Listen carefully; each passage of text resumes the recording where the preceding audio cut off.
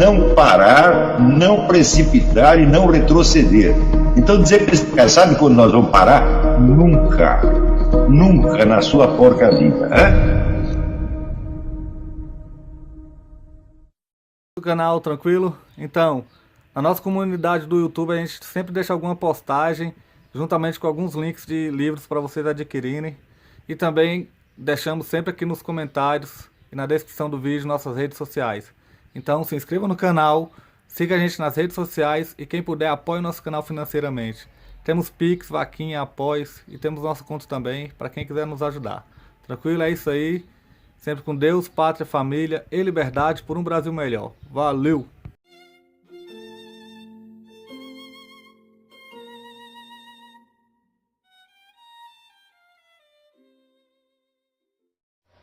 O problema é que, em algum ponto da história, houve uma mudança tão profunda, tão radical, no enfoque do universo e da cultura em geral, que praticamente todo o quadro de referência foi mudado. E hoje em dia é praticamente impossível que você tenha acesso a qualquer elemento da cultura medieval antiga que não apareça filtrado pela sua leitura moderna.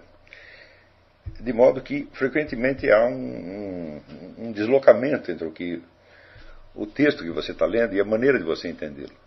Isso aí acontece com todos. Quer dizer, essa mudança foi tão drástica, tão profunda, tão avassaladora, que nós podemos dizer que houve uma espécie de um esquecimento geral do quadro de referência antigo.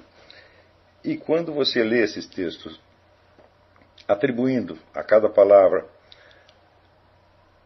o sentido que essas palavras têm hoje em dia, você vai parar longe do significado originário, mas tão longe que quanto mais eu investigo isso, mais aterrorizado eu fico. Eu me lembro sempre do negócio do Jean Fourastier, que falava que existe o progresso do conhecimento e o progresso da ignorância. E, sobretudo, o fenômeno do esquecimento. Quer dizer, quando você perde a capacidade de visualizar ou imaginar as coisas tal como se enxergava isso numa outra época, então você está sobrepondo a esses textos um significado que eles não têm. Isso aí pode chegar, vamos dizer, ao ponto da incompreensão total e, portanto, de erros de interpretação muito graves se consolidarem como uma crença coletiva da classe letrada, e crenças, às vezes, que estão tão arraigadas que o simples fato de você colocá-las em questão vai fazer você parecer esquisito. Né? Você pode sentir até marginalizado por causa disso. Né? Por exemplo, eu noto que hoje em dia, por exemplo, as pessoas que se dizem católicas, sobretudo no Brasil, acreditam que são católicas, estão profundamente imbuídas daquilo, né? Então elas pegam o horror, por exemplo, a alquimia, a astrologia, essa coisa toda, e acham que tudo isso é pecado, que isso tudo foi condenado, que a igreja condena tudo isso. Foi o fato que é o seguinte aqui, todos os filósofos escolásticos, todos sem exceção, eles tomavam como ponto de partida o fato de que os astros exercem alguma influência sobre o ser humano. Todos eles. Não tem um que negue isso aí. Nenhum. Quer dizer, isso aí para eles era uma coisa tão óbvia quanto 2 mais 2 é 4. Quer dizer, simplesmente não se discutia isto. O que se podia discutir eram as práticas astrológicas, então, vigentes, das quais algumas tinham, dando sentido ocultista divinatório, que foi, evidentemente, condenado pela igreja. Tá certo? Então, quando a coisa tomava o rumo de uma espécie de culto dos astros, uma coisa assim. Mas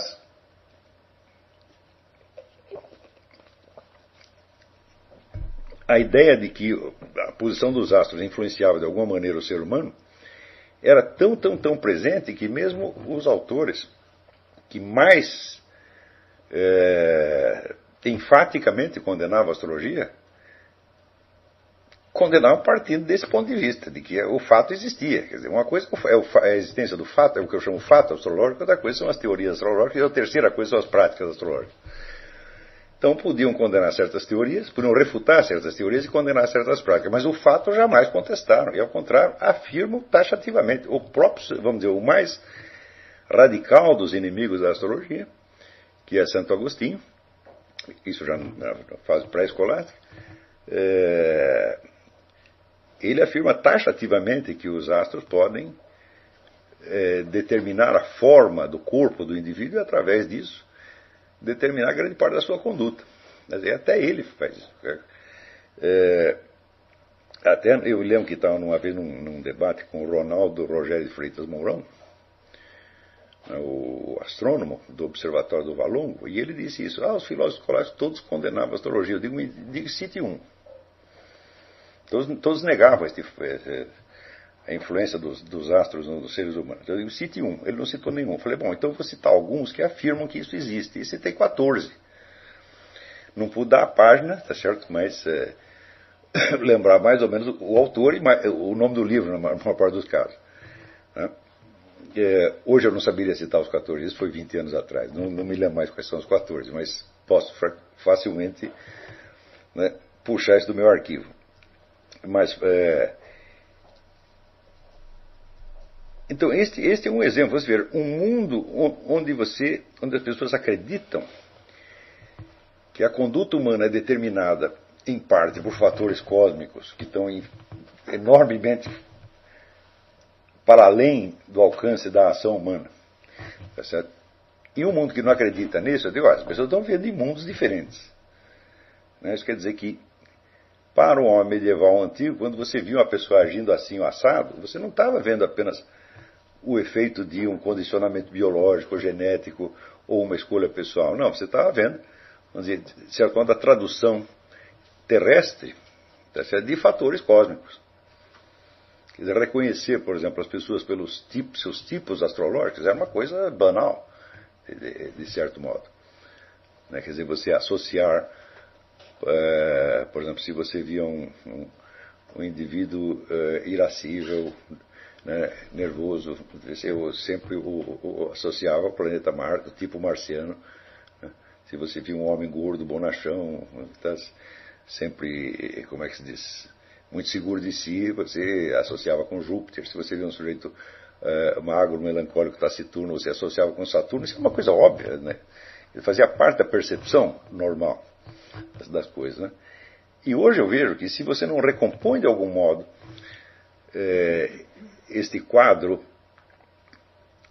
imaginativo, simbólico, no qual todas as pessoas viviam na época, e inclusive os filósofos também viviam, vocês também não entendem do que eles estão falando. Você atribui a eles um sentido modernizado. Tá certo? Porém, não é só um quadro imaginativo. Mesmo a palavra imaginativo tem um sentido hoje e outro sentido antigamente.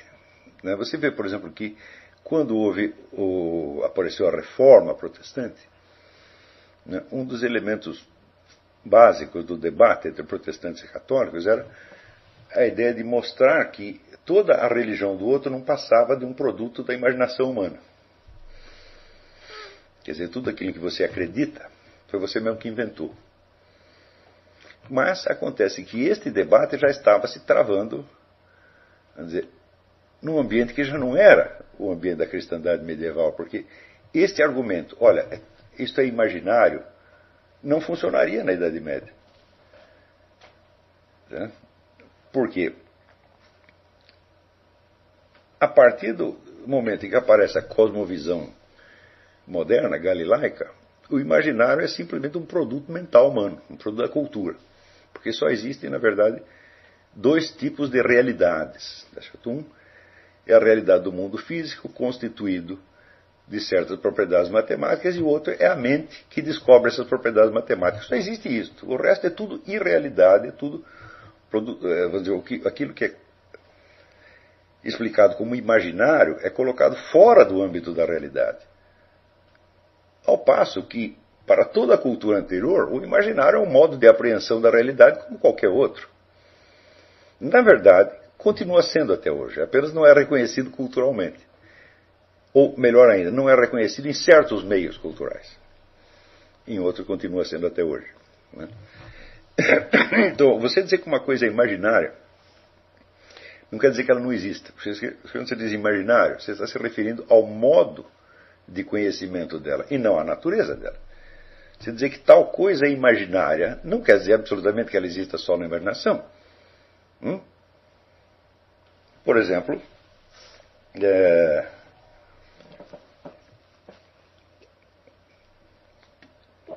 todo mundo assistiu o documentário do 11 de setembro, dos atentados de 11 de setembro. Você viu um aviãozinho vindo daqui, outro vindo dali, depois o prédio vindo abaixo. Você não viu ninguém gritando, você não viu o sofrimento humano, você não viu braços e pernas voando, você não viu o desespero daquelas pessoas lá dentro. Tudo isso você só conhece por imaginação. Tire do quadro todos esses elementos que você só concebe por imaginação e o evento se torna totalmente irreal. Quer dizer que, vamos dizer que toda a substância efetiva do que aconteceu lá, tá certo? E tudo o que aquilo representou para aquelas pessoas que estavam envolvidas no caso, tá certo? Quer dizer, toda a substância humana do acontecimento só é acessível por imaginação. E se você retirar do quadro este imaginário, sobra o quê? Apenas uma figura visual de um aviãozinho voando, batendo num edifício de papelão. Não é isso? Você suprima, por exemplo, está conversando com uma pessoa, né, e você está dizendo para ela alguma coisa que é muito importante para você. Então, vamos supor que você está dizendo que você a ama ou que você a odeia, que tem um problema com ela, qualquer coisa. Tire completamente os elementos imaginários do quadro. Quer dizer, você não é capaz de imaginar a reação dela.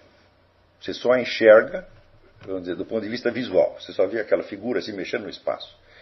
E você nada imagina e nada concebe por trás daquilo. A cena perde todo o sentido imediatamente. Não é isso? Então isso quer dizer que a nossa própria experiência revela, vamos dizer, que o imaginário é um componente essencial da realidade. E a imaginação é uma função essencial do conhecimento da realidade. Não é isso? Quer dizer, se amputado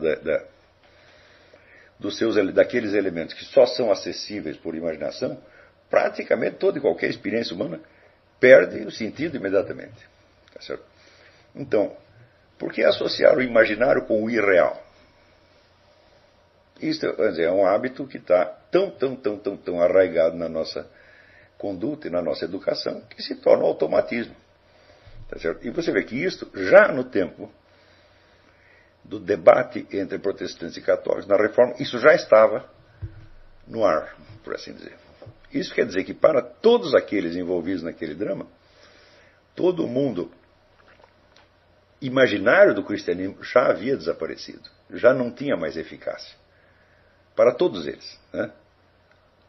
Portanto, de certo modo, isso é a mesma coisa que dizer que cada um deles estava discutindo em favor de uma coisa que ele mesmo não compreendia e contra outra coisa que ele também não compreendia mais. Então, o próprio surgimento do debate revela, então, um enfraquecimento do imaginário cristão. Tá certo? E, para complicar a coisa, você veja que aí, eu até mencionei isso numa aula anterior, naquela época já havia surgido toda uma nova intelectualidade que já não estava ligada às universidades medievais. Então eram, por assim dizer, intelectuais que não faziam parte da intelectualidade oficial, por assim dizer, né? E que não viviam entre intelectuais, o debate deles, a convivência diária deles não era com os seus pares, tá certo? Mas eram o que nós podemos chamar de intelectuais palacianos, quer dizer, eram pessoas do meio nobre ou que tinham sido, vamos dizer, colocadas sob a proteção da nobreza, viviam ali como funcionários do palácio, alguma coisa assim. E o meio social deles era a aristocracia e não a intelectualidade. Tá certo? E foi por isso mesmo que tiveram que começar a escrever nas línguas nacionais, porque os aristocratas não falavam latim. Foi só por causa disso. Quer dizer, foi para atender aos seus novos patrões que eles começaram a escrever em línguas nacionais. Então, ao passo que antes, quando o debate era interno na intelectualidade, todos eles falavam latim. A condição prévia para você ter um ingresso na intelectualidade era falar latim, ter acesso à língua internacional. Mas se você pega qualquer universidade da Europa, Lá dentro você tinha pessoas de 20, 30 nacionalidades diferentes, e a única comunicação possível era numa língua internacional, que era exatamente o latim. Então, seria mais ou menos como você querer estudar no MIT e não falar inglês. É impossível. Porém, quando começa a se formar essa nova classe intelectual, de pessoas que são, por um lado, são desligadas do clero, não são necessariamente membros do clero. E segundo, não estão numa conexão, numa convivência diária com os seus pares, mas estão vivendo no meio da aristocracia, exercendo ali, portanto, uma função ambígua. Quer dizer, por um lado, eles são mestres, são professores desses aristocratas, e por outro lado, são empregados deles. Né? Isso já cria uma situação extremamente ambígua. Né? Você, afinal de contas, Santo Tomás de Aquino dizia, é próprio do sábio o ordenar. Né? Mas se você é um sábio, mas ao mesmo tempo você é empregado do idiota, né? Sim, você manda nele sob certo aspecto, porque você sabe mais do que ele, mas por outro lado, ele manda em você porque ele que está pagando, ele pode ou te demitir, ou pode te mandar prender, ou pode até mandar cortar a sua cabeça. Né? Então, é muito interessante você estudar a vida de alguns desses intelectuais palacianos, como Thomas More, por exemplo, né, que acabou sendo decapitado pelo rei e acabou virando um santo da igreja. Mas Thomas More, durante toda a sua vida, ele ali na corte de Henrique VIII, ele que era um homem que preferia viver na austeridade, como um monge, embora fosse um homem casado com filhos, tinha lá seus bens, era até rico, de certo modo. Essa riqueza dele foi obtida a serviço de Henrique VIII. E na corte de Henrique VIII, vocês não são capazes de imaginar a exuberância e o luxo daquela coisa. Né? Por exemplo, os dedos do rei mal podiam se mover, porque eram todos cheios de anéis. Tinha 5, 6 anéis em cada dedo. Né? E os camaradas o tempo todo cobertos de peles de animais caríssimas, né? E cheios de joias. Era uma coisa que hoje nós consideramos de mau gosto, kitsch. E hoje em dia a elegância está um pouco associada até a uma certa simplicidade, mas na época o que era a moda era, né, uma abundância escandalosa. Então você imagina um homem profundamente cristão como Thomas More, né, que vivia lá entre, né, rezas e penitências, ao mesmo tempo tendo que conviver com essas pessoas o tempo todo e tendo a posição ambígua de, por um lado, ser um conselheiro, professor do rei, e por outro lado, ser um empregado dele. Né? Esta situação ambígua, nenhum dos intelectuais da Idade Média conheceu. Nem Santo Tomás de Aquino, tá certo? Nem Duns Scott, nem Pedro Abelard, nenhum deles passou por isso. Quer dizer, na época, as universidades eram mantidas pela sociedade em geral e eram totalmente independentes dela.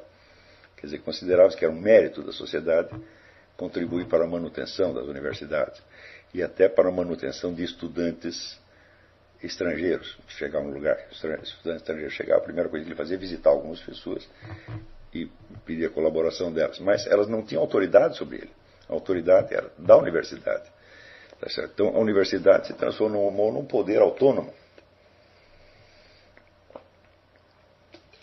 Esta ideia de autonomia universitária ainda existe hoje. Claro que hoje ela é apenas um simulacro, mas ela existiu realmente, vigorou realmente durante a universidade, ao ponto de que, aliás, a própria palavra universitas, por um lado, significava, né, universitas literarum et scientiarum, quer dizer, universidade das ciências da letra, mas a palavra universitas era usada mais para designar o conjunto dos professores e alunos. Né?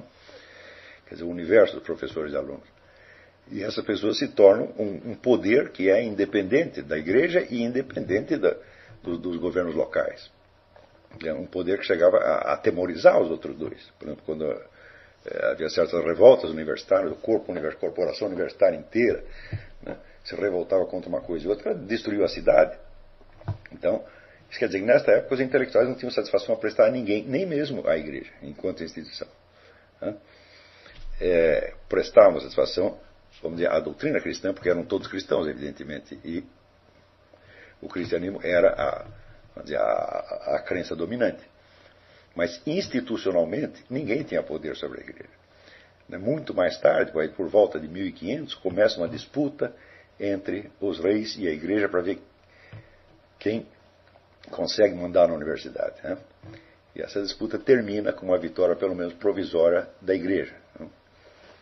Isso quer dizer que a igreja passa a dominar as universidades mais ou menos por volta de 1600. Eu não tenho a data certa aqui na cabeça, mas foi nesta época que ela consegue dominar a universidade. Mas ao longo dessa disputa já começa a se formar, então, paralelamente, uma outra intelectualidade. Quer dizer, os nobres, os intelectuais, os nobres e as pessoas ricas começam, vamos dizer, a atrair intelectuais para o seu círculo de convivência, portanto, fora da universidade, já numa espécie de concorrência. Só isso já basta para explicar muitas transformações que houve então. Não é necessário dizer que esses intelectuais, em geral, eles mesmos tinham alguma formação universitária, tá certo? Mas era apenas a formação adquirida na juventude. Quer dizer, uma coisa é você passar 4 ou 5 anos numa universidade, outra coisa é você fazer uma carreira dentro dela, tá certo? E chegar, vamos dizer, até os postos mais elevados. Então, por exemplo, Descartes teve algum estudo escolástico durante algum tempo, mas não se pode dizer que ele tenha, vamos dizer, absorvido a cultura escolástica como absorveu um Duns Scott ou um Tomás de Aquino. Então, embora de proveniência universitária, esses novos intelectuais já não pertenciam ao meio universitário e não tinham aquela cultura escolástica extensiva que tinham na outra época. Então, manipulando certas questões que são próprias da filosofia escolástica, você vê mesmo que são amadores, não sabem colocar as coisas direito. Um exemplo, por exemplo, o próprio Thomas More. Thomas More tem uma discussão com um sujeito e o sujeito diz para ele que você não pode provar que você está acordado e não que você está sonhando que está acordado. Você não pode provar, por exemplo, que você não está sonhando que eu estou dizendo isso para você. Você está sonhando que alguém está pedindo que você prove que está acordado. É certo? E assim por diante. E o Thomas More, ele leva isso, prossegue esta análise da indistinção entre sonho e vigília por várias páginas e chega à conclusão de que somente a fé garante um senso de realidade. Somente a fé, só que ele entende a fé não como crença subjetiva, mas como participação no corpo da igreja. Quer dizer, eu como sou um membro do corpo dos fiéis, a confiança que eu tenho na crença coletiva desse corpo me garante a realidade. É só isso que garante. Você verá que é uma solução paralela, similar àquela que dará a Descartes. É o problema do gênio mau.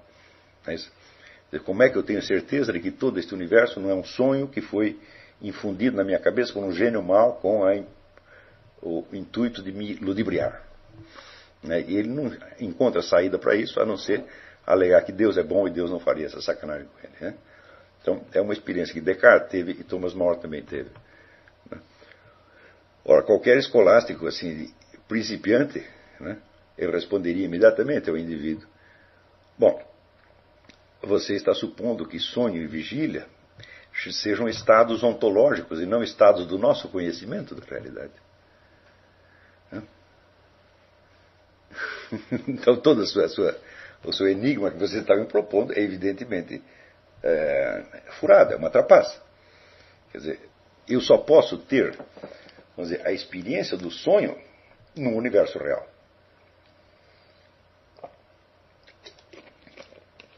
Quer dizer, nunca.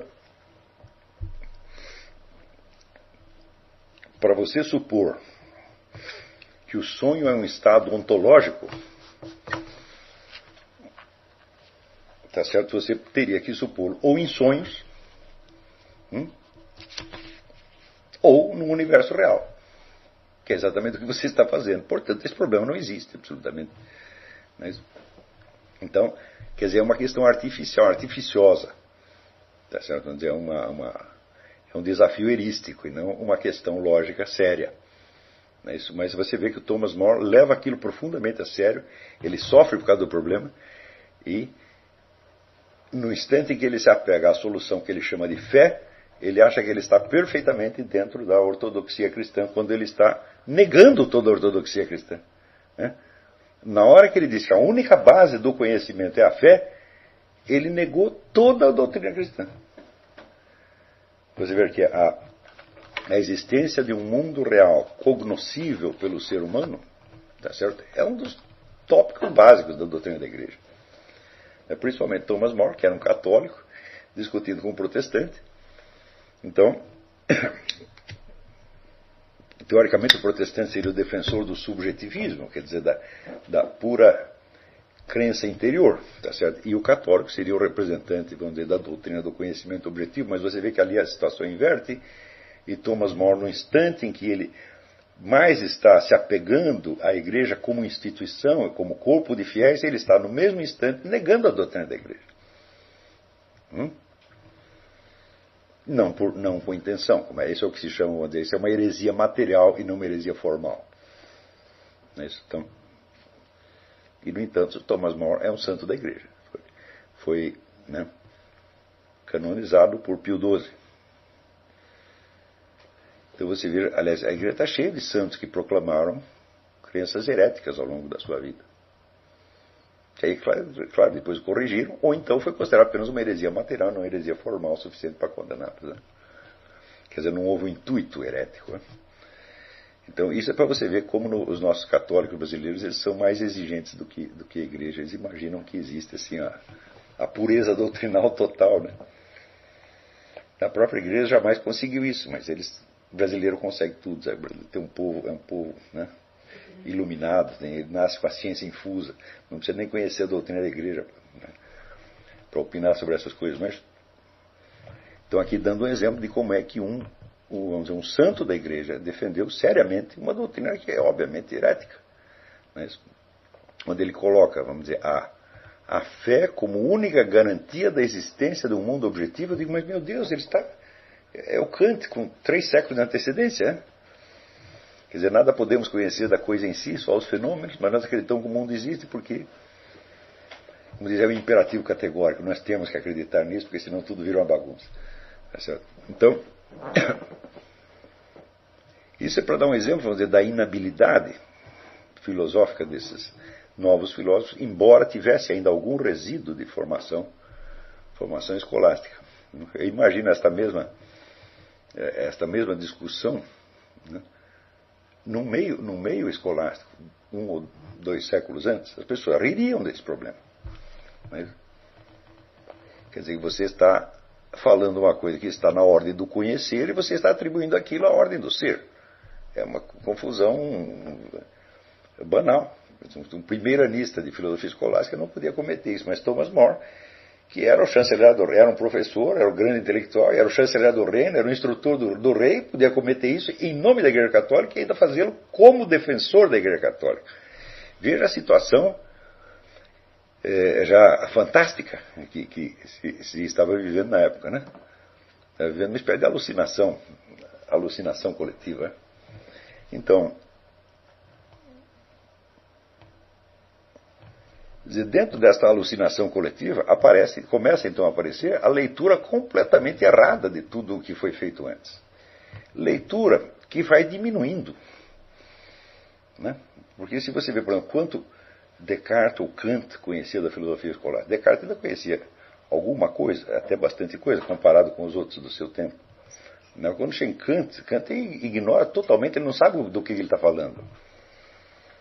E hoje em dia, hoje em dia ninguém sabe nada. Claro que no século XX houve um negócio chamado neoescolástica que trouxe de volta alguma coisa, e tentou explicar, mas também ela vem contaminada de espírito moderno.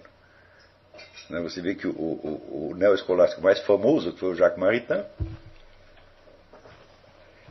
é um dos grandes responsáveis pela confusão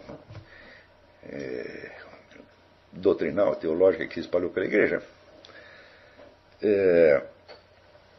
Então, até hoje nós temos este problema na compreensão da filosofia escolástica e até da filosofia grega antiga. Para vocês verem até que ponto isto pode ter se aprofundado, aqui tem um livro que eu estou lendo, um livro excelente, aliás, The End of Physics, né? O mito da teoria unificada. Né?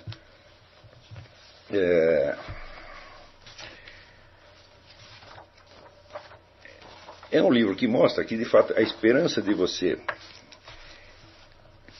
criar uma teoria unificada que possa servir de base para todas as ciências já foi, como é que se diz? O pessoal da física já desistiu disso, na verdade. Eles continuam falando de da boca para fora, mas ninguém mais acredita. E tem muitas observações altamente pertinentes, mas quando ele é na parte histórica, comete erros assim que são... quer dizer, eu sei que são erros. Para mim, quando eu leio isso, eu vejo que estou lendo um amador, ele não sabe do que está falando. Mas são ideias que são compartilhadas praticamente por toda a intelectualidade contemporânea, exceto aqueles que dedicaram um tempo ao estudo específico disso.